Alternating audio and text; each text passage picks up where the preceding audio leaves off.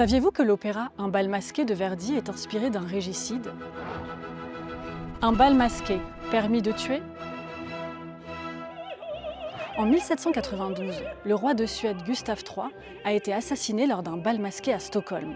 Monarque éclairé, il est victime d'un complot de la noblesse, hostile à ses réformes libérales et qui refuse d'abandonner certains privilèges.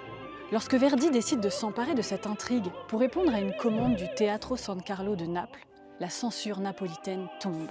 En ce milieu du XIXe siècle, l'instabilité politique est grande. Ferdinand II, roi de Naples, a été victime d'un attentat. Comment oser représenter l'exécution d'un roi sur scène? Cela pourrait être pris pour une incitation populaire à commettre un régicide. Verdi doit adapter son œuvre une première fois. Le roi devient un duc, la Suède une lointaine Poméranie, et le titre de l'opéra Una vendetta in domino.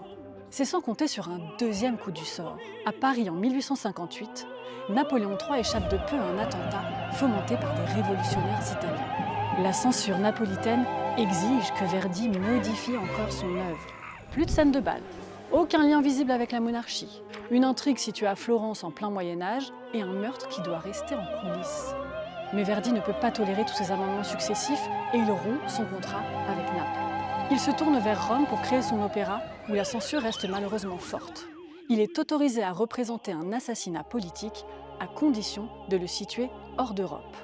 Après de multiples rebondissements, le récit est transposé aux États-Unis à la fin du XVIIe siècle, et Gustave III devient le comte Warwick, gouverneur de Boston.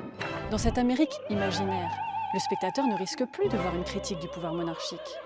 Alors, quand vous découvrirez les tourments amoureux du gouverneur de Boston, ayez une pensée pour le destin tragique du roi de Suède qui avait tant inspiré Verdi.